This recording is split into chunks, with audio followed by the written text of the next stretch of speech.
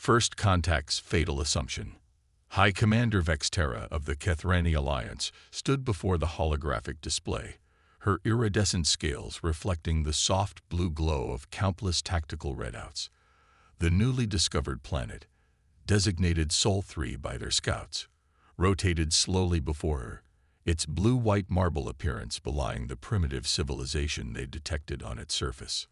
"Fascinating," she murmured, manipulating the display to zoom in on one of the planet's oceans. "They still use submersible vessels powered by nuclear fission." She turned to her chief tactical officer, Renzar, whose tentacles were busy interfacing with multiple data streams simultaneously. "Affirmative, High Commander," Renzar replied, his voice modulator conveying a hint of amusement. "Their most advanced military vessels rely on chemical propulsion, metallic projectile weapons, and crude nuclear power sources. Our initial scans detect no quantum shielding, no plasma arrays, not even basic graviton manipulators." The massive bridge of the Kethrani flagship Eternal Dawn hummed with activity as dozens of officers processed the surveillance data streaming in from their cloaked probes. The Alliance had discovered many civilizations during their expansion across the galaxy, but few had appeared so technologically stagnant while simultaneously maintaining a global civilization. Their primary military doctrine appears to center around these submarines, another officer, Senthi, reported from her station.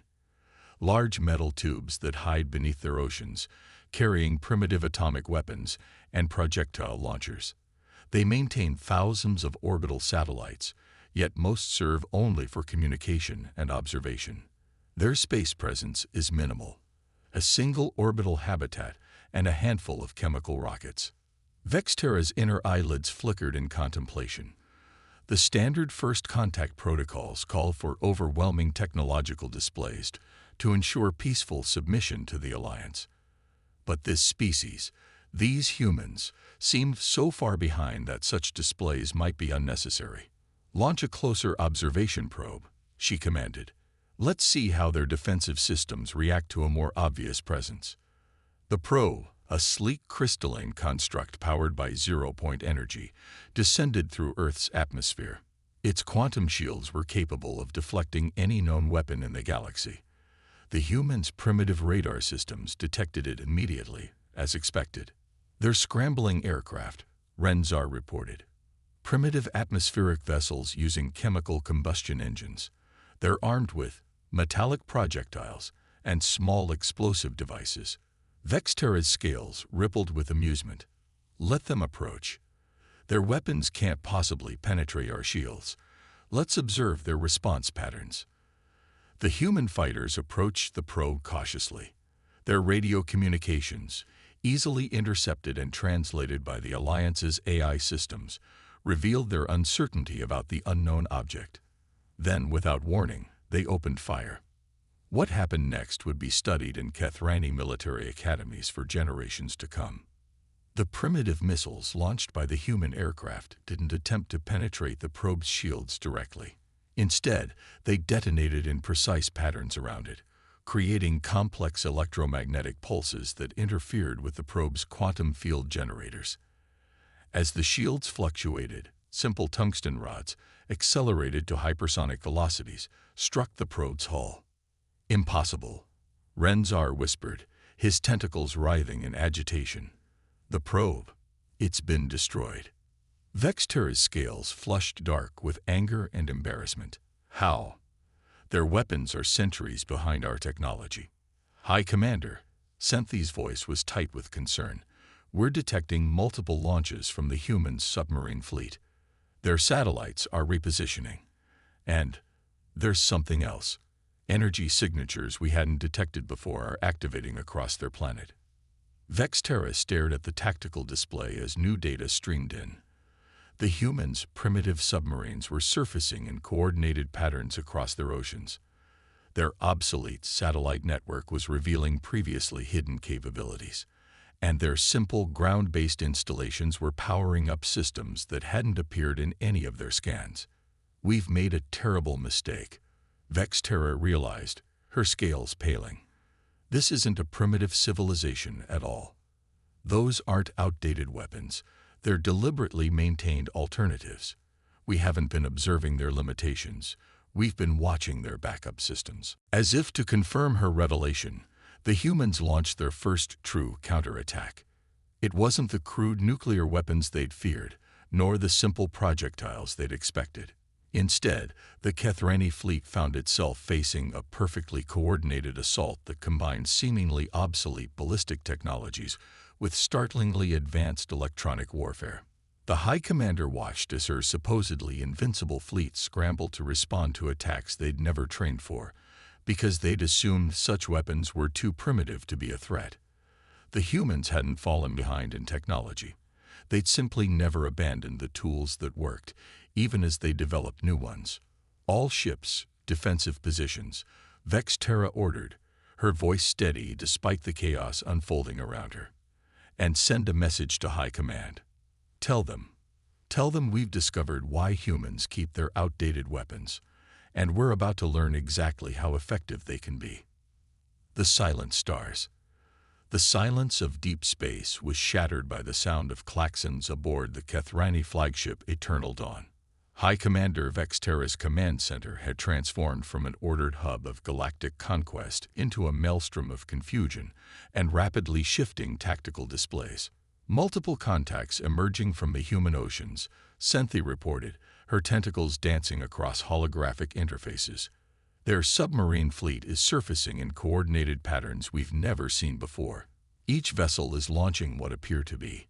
High Commander, they're launching primitive chemical rockets, but the signatures are all wrong. Vex Terra's scales shifted to a deep purple of concentration as she studied the tactical overview. The humans' supposedly outdated submarine force was executing a perfectly choreographed dance of launch positions. Their primitive rockets were following trajectories that made no sense, until she realized what they were actually seeing. Those aren't just rockets, she hissed. They're sensor ghosts, electronic warfare. Show me the real launches. But that command came too late. The first wave of actual human missiles had already reached their targets, completely masked by the electronic deception. 3 Kethrani frigates disappeared from tactical displays, their quantum shields bypassed by weapons that combined simple kinetic impacts with sophisticated electronic warfare.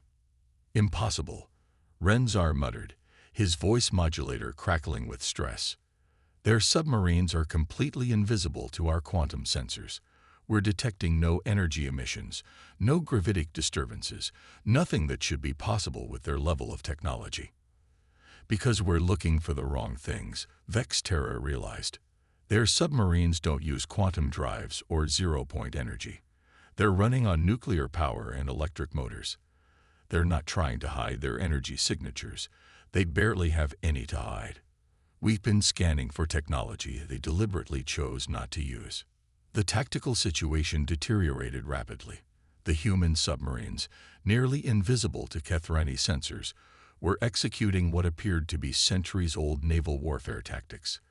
But they were applying these obsolete strategies with devastating effectiveness against a space-faring fleet that had never considered defending against them. New contact. Senthi's announcement cut through the chaos. Massive object descending from the northern polar region. It's a submersible vessel, but the size is unprecedented. The tactical display showed a behemoth rising from beneath the Arctic ice, a submarine larger than any they'd detected before. Its hull was covered in what appeared to be primitive armor plating, but as their sensors struggled to analyze it, Vex Terra recognized the terrible truth. "That's not armor," she said, her scales paling. "It's a metamaterial cloak. They've wrapped 20th century submarine technology in 23rd century stealth systems. How long have they been hiding this?" The massive submarine, now designated Leviathan by the Kethrani tactical systems, began launching what looked like ancient cruise missiles. But these weapons moved with impossible precision, changing course in ways that defied their seemingly primitive design. Each carried what appeared to be a simple tungsten rod as its payload, a kinetic kill vehicle that their quantum shields had never been designed to stop. "High Commander," Renzar's voice was tight with concern. "We're detecting similar launches from their orbital platforms. They're using the same primitive chemical propulsion." But he paused, his tentacles writhing in agitation. "The weapons are synchronized with their submarine launches. They're creating kill boxes in space, forcing our ships into predetermined engagement zones." Vexterra watched as her fleet, the pride of the Kethrani Alliance, found itself caught in a three-dimensional chess game against an opponent who had mastered the art of technological deception. The humans weren't just using their outdated weapons, they were combining them with cutting-edge technology in ways the Kethrani had never imagined possible. "Their submarine doctrine," she mused, speaking almost to herself. "It's not about the submarines at all.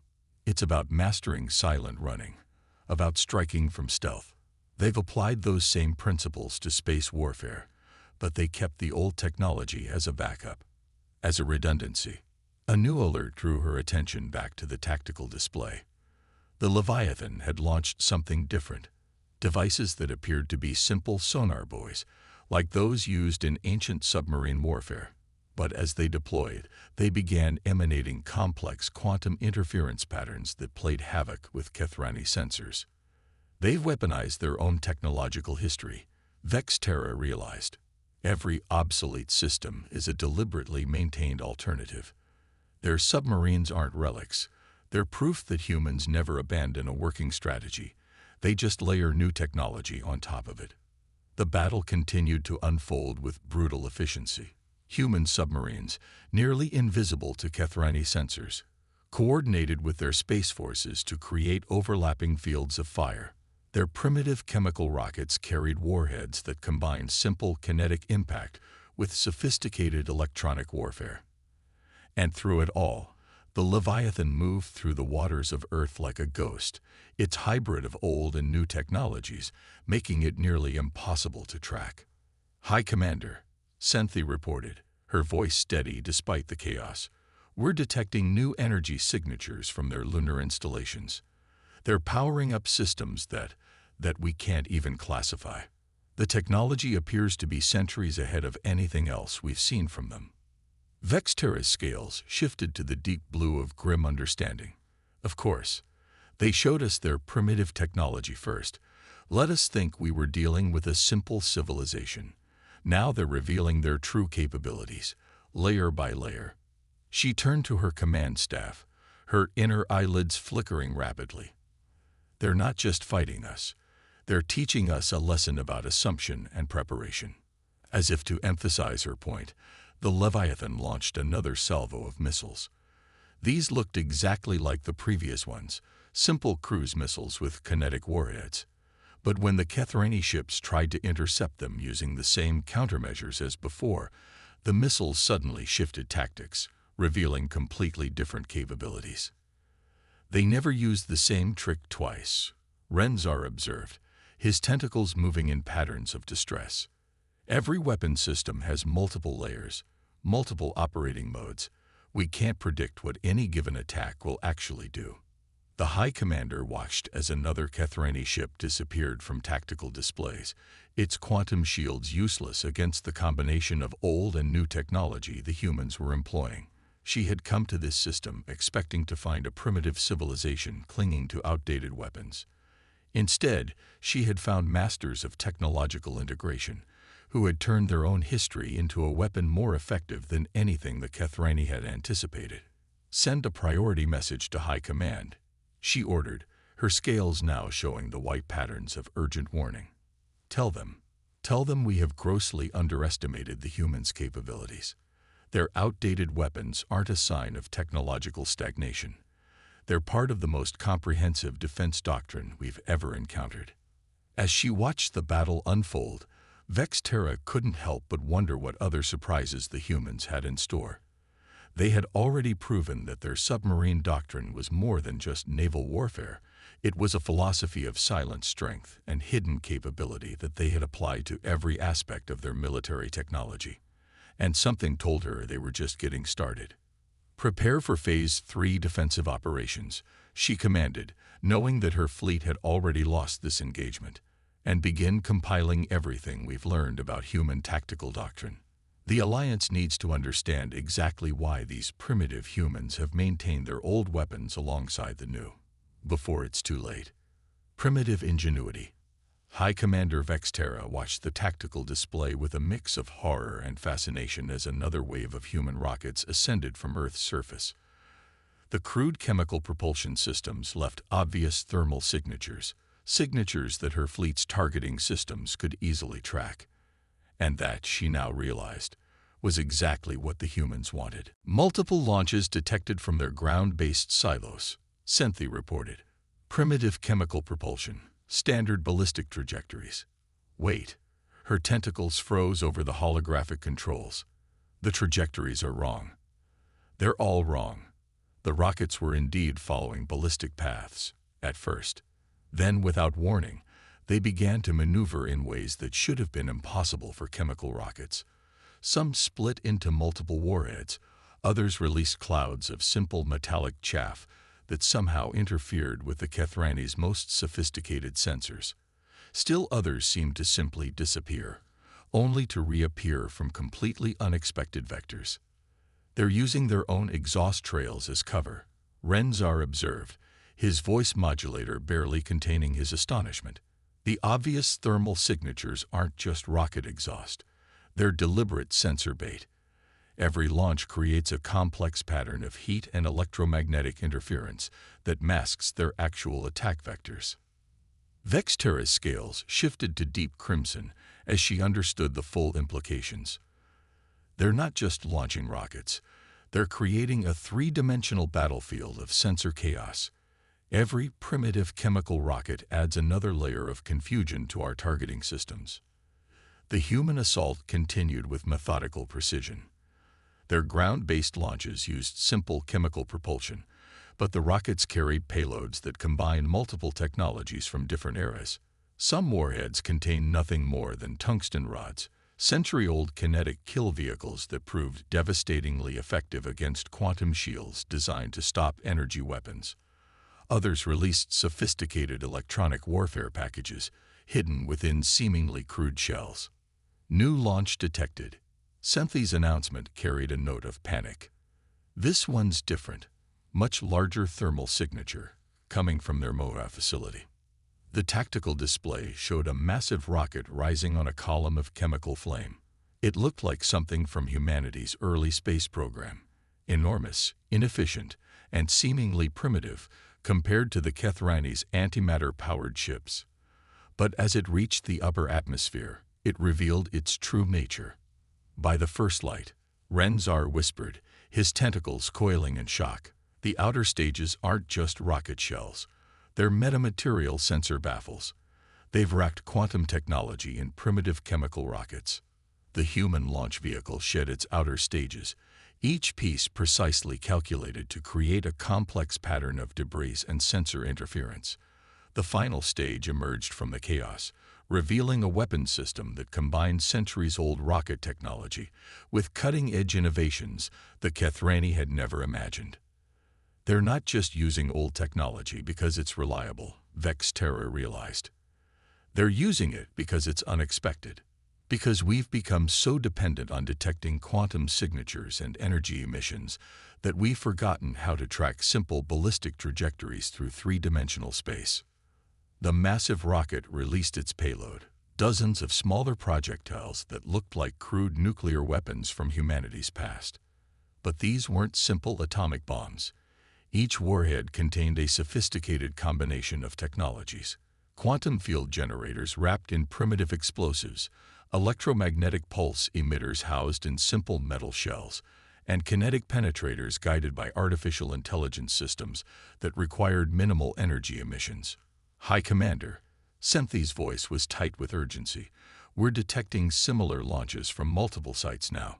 Their entire ground-based rocket force is activating. Vexterra watched as humanity's obsolete rocket forces revealed their true capabilities. Each launch was a carefully choreographed performance of technological deception. Simple chemical rockets carried complex quantum weapons. Primitive ballistic trajectories masked sophisticated attack patterns. And through it all, the humans maintained perfect coordination between their space, submarine, and ground forces. "They're not just fighting a war," she said, her scales shifting to the deep blue of revelation. "They're conducting a symphony of technologies. Every primitive system is part of a larger strategy. The chemical rockets create sensor chaos that their submarines exploit. The submarine launches mask their orbital strikes. It's all connected." A new alert drew her attention back to the tactical display. The humans had begun launching their smallest rockets, simple, solid-fuel vehicles that looked like they belonged in a museum. But these rockets carried payloads that defied analysis. Quantum field generators powered by nuclear batteries, metamaterial shells that bent sensor readings around them, and guidance systems that operated on principles the Kethrani had never encountered. "They've mastered technological integration in ways we never considered," Renzar observed. "We assumed that advancing technology meant abandoning older systems. They proved that every technology has its place, if you're clever enough to see it." The battle continued to unfold with devastating effectiveness. Human rockets, both large and small, created complex patterns of thermal signatures and electromagnetic interference that made it nearly impossible for the Kethrani fleet to maintain coherent sensor readings. Their supposedly primitive chemical propulsion systems proved to be perfect delivery vehicles for advanced weapons, precisely because they operated on principles that the Kethrani's quantum sensors struggle to track.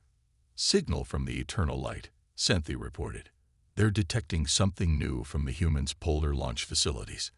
Multiple signatures, but they can't classify them. The technology appears to be completely novel." Vexterra's scales paled as she watched the new launches begin. These rockets looked different, a hybrid design that somehow combined chemical propulsion with technology she couldn't even identify. They'd moved through space in ways that defied known physics, yet they still used simple chemical engines as their primary propulsion. "Send a priority alert to all ships," she commanded. "The humans aren't just using their old technology alongside the new. They're creating entirely new systems by combining different eras of technological development. Every weapon they launch teaches us something new about their capabilities, and none of it matches our assumptions." As if to emphasize her point, the hybrid rockets began their attack runs. They moved like living things, using their chemical exhaust trails to create sensor ghosts, while their quantum systems performed maneuvers that should have been impossible. The Kethrani fleet, already struggling to cope with human submarines and conventional rockets, found itself facing an entirely new form of warfare. "They're not primitive at all," Vexterra said softly, watching another of her ships disappear in a perfectly coordinated strike. "They've achieved something far more impressive than simple technological advancement. They've learned how to use everything at their disposal, how to combine the old with the new in ways we never imagined possible." The battle had become a lesson in human ingenuity, and the price of learning that lesson was proving to be devastatingly high. The art of deception. As the battle entered its fourth hour, High Commander Vexterra received a transmission that changed everything. It came not from her battered fleet, but from Earth itself. A tight-beam quantum communication that bypassed all their encryption as if it didn't exist. "This is Admiral Sarah Chen of the United Earth Defense Force," the transmission began. The human's image appeared on the command center's main display, wearing what looked like a simple naval uniform. "I believe it's time we had a conversation about assumptions and appearances." Vexterra's scales rippled with surprise. "You've had quantum communications capability all along," she said, her voice steady despite her shock. "Everything we've seen. It was all deliberately staged." The human admiral's slight smile confirmed her suspicion. "We've learned through our own history that the most effective defense isn't always the most obvious one. Your scans showed you exactly what we wanted you to see. A civilization seemingly reliant on outdated technology." As if to demonstrate this point, new energy signatures began appearing across Earth's surface. Hidden installations emerged from beneath simple camouflage, revealing technology that matched or exceeded anything in the Kethrani arsenal. But these advanced systems weren't replacing the primitive weapons. They were integrating with them, creating a defense network of unprecedented complexity. Your strategy, Vexterra realized, her scales shifting to the deep purple of comprehension. The submarines, the chemical rockets, the ballistic weapons, they weren't backup systems at all. They were your first line of defense. Precisely, Admiral Chen nodded. We discovered long ago that true military strength doesn't come from having the most advanced technology. It comes from having the right tool for each situation and the wisdom to maintain capabilities across the technological spectrum. The tactical display updated, showing the true extent of Earth's defenses. What the Kethrani had dismissed as primitive submarines were actually sophisticated hybrid vessels, combining simple nuclear propulsion with quantum stealth systems. The outdated chemical rockets housed artificial intelligence systems that could adapt to any countermeasure. Even their ballistic weapons contained innovations that the Kethrani had never conceived. Most species, Chen continued, abandon their older technology as they advance. They see it as a sign of progress. We saw it as a dangerous form of technological tunnel vision. Every weapon system, every technology has its strengths and weaknesses. By maintaining and advancing all of them, we created a defense that can't be undermined by countering any single approach. Renzar's tentacles moved in patterns of distress as new data poured in. Their entire planetary defense network, it's a masterwork of technological integration. They haven't just preserved their old weapons, they'd been continuously advancing them alongside their quantum technology. Your assessment of our capabilities wasn't entirely wrong, Admiral Chen explained. Those are indeed nuclear submarines you detected, but they're nuclear submarines with quantum computers and AI targeting systems. Those are chemical rockets, but they're guided by advanced algorithms and carrying payloads we developed yesterday. We never stopped improving any of our weapons. We just made sure their basic principles remained simple and reliable. Vexterra watched as her tactical display revealed layer after layer of human military capability. Their orbital defense platforms combined simple kinetic weapons with sophisticated quantum fields. Their ground-based installations housed everything from electromagnetic pulse generators to gravitational manipulators, all carefully hidden beneath the appearance of primitive missile silos. But why? She asked. Why maintain such technological diversity when you clearly have access to advanced quantum technology? Because diversity is strength, Chen replied. Every time a civilization becomes dependent on a single technological approach, they become vulnerable to anyone who finds a way to counter it. We refuse to let that happen to Earth. The Admiral gestured, and new data began flowing to the Kethrani flagship. It showed centuries of human military development, but not as a straight line of advancement. Instead, it was a web of interconnected technologies, each building upon and supporting the others. Your quantum shields are incredibly advanced, Chen noted. They can stop any energy weapon, deflect any plasma burst, resist any gravitational attack. But they weren't designed to handle simple tungsten rods moving at hypersonic velocities. Your sensors can detect the smallest quantum fluctuation, but they struggle with basic radar reflections and thermal signatures.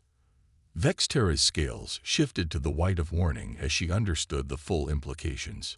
You made us focus on countering your advanced technology, knowing that your primitive weapons would be more effective against our defenses. Every technology has its place, Chen agreed. A simple chemical explosion can disrupt quantum fields in ways that advanced energy weapons can't. A basic ballistic trajectory can be more effective than a sophisticated attack pattern, precisely because it's unexpected. We learn to use everything at our disposal, not just the newest or most advanced options. As if to demonstrate this point, the human forces launched a new wave of attacks. This time, they didn't bother hiding their true capabilities. Advanced quantum weapons fired alongside simple kinetic projectiles.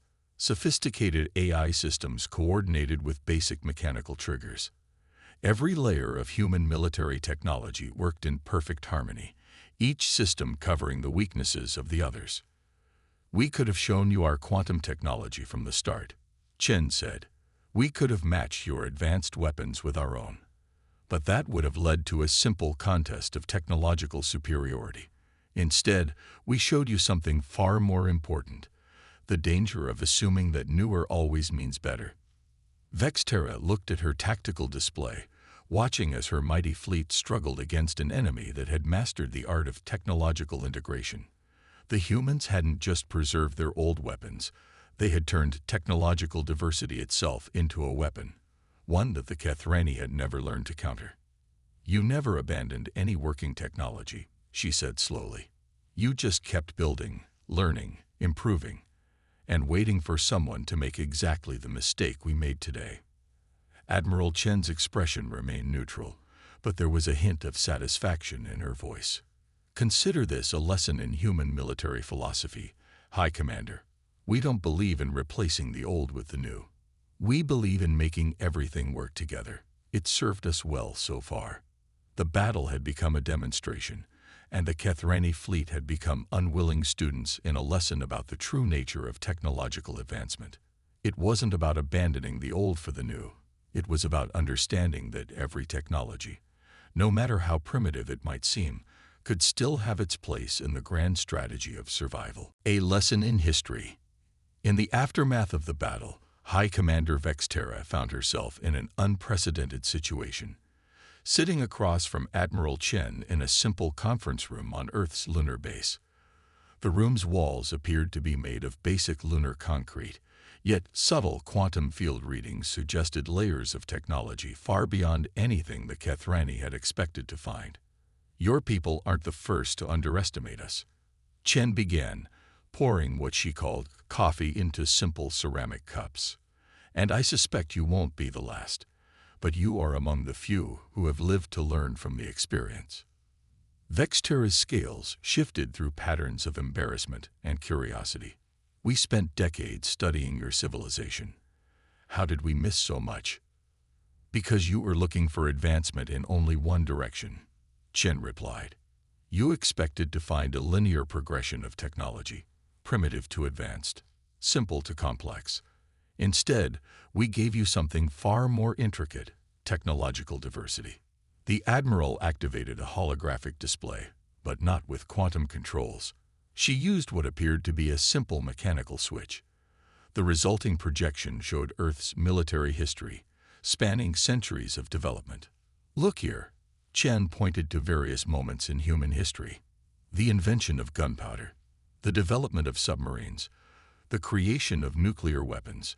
Most species would see these as stepping stones, each made obsolete by the next advancement. We saw them as foundation stones, each supporting everything that came after. Vexterra watched as the display showed how humans had maintained and advanced every technology they'd ever developed. Nuclear submarines gained quantum sensors, but kept their simple electric motors. Ballistic missiles incorporated AI guidance systems, but retained their basic chemical propulsion. Even their most primitive weapons had been continuously refined and improved. But surely, Vexterra argued, maintaining such technological diversity must be inefficient. The resources required, the training needed. Less than you might think, Chen countered. Because each technology serves as a backup for the others. When our quantum communications are jammed, we still have radio. When our advanced targeting systems are compromised, we still have basic ballistics. Every layer of technology provides resilience to the whole. The display shifted to show various human conflicts throughout history. In each case, seemingly obsolete weapons had proved decisive in unexpected ways. Simple projectiles defeating advanced shields, basic explosive devices disrupting sophisticated electronic systems, old techniques finding new applications against modern defenses. "There's an old human saying," Chen continued, "don't put all your eggs in one basket." We applied that principle to military technology. We never became entirely dependent on any single approach, no matter how advanced it seemed. "But your quantum technology," Vexterra began, "is impressive, yes," Chen nodded. "But it's just one layer of our defense. We developed it alongside our other systems, not as a replacement for them. That's what you missed in your surveillance. You saw our older technology and assumed we hadn't advanced beyond it. You never considered that we might have advanced in all directions simultaneously. The Admiral stood and walked to a window overlooking the lunar surface. Below, human workers were constructing what looked like a simple mass driver, a primitive electromagnetic launcher. Yet Vexterra's sensors detected quantum field manipulators and AI control systems integrated into its basic design. "This is perhaps our greatest achievement," Chen said, gesturing to the construction. "Not our quantum technology, not our AI systems, but our ability to combine technologies from different eras into something greater than the sum of its parts. We never stopped improving anything. We just made sure that every improvement built upon what came before, rather than replacing it." Vexterra's scales shifted to the deep blue of understanding. "Your species never saw technology as a ladder to climb, leaving lower rungs behind. You saw it as a web to weave, each strand supporting the others." "Exactly," Chen smiled. "And that's the lesson we hope your people will take from this encounter. True advancement doesn't mean abandoning the old for the new. It means understanding how to use everything at your disposal, how to combine different approaches in ways your opponents never expect." The display showed one final image, a comprehensive view of Earth's defense network. It was a masterpiece of technological integration, where quantum fields worked alongside simple radar, where AI systems coordinated with mechanical triggers, where every level of technology had its place and purpose. "Your fleet wasn't defeated by superior technology," Chen concluded. "It was defeated by technological diversity, by our ability to attack you in ways your advanced systems weren't designed to counter, by our understanding that sometimes the simplest approach, properly applied, can be more effective than the most sophisticated solution." Vexterra stood, her scales now showing the patterns of formal respect. "I will convey these lessons to the Alliance, but I suspect truly understanding them will take time. It took us centuries to learn these lessons ourselves," Chen acknowledged. "We had to overcome our own assumptions about progress and advancement. We had to learn that moving forward doesn't always mean leaving things behind." As Vexterra prepared to return to her fleet, she took one final look at the lunar base. On the surface, it appeared to be a simple collection of habitation domes and launch facilities. But now she knew better. Every structure, every system, every piece of technology served multiple purposes, combined multiple eras of development, created something far more sophisticated than it appeared. "Consider this," Chen said as farewell. "Every technology humanity has ever developed still serves a purpose in our defense.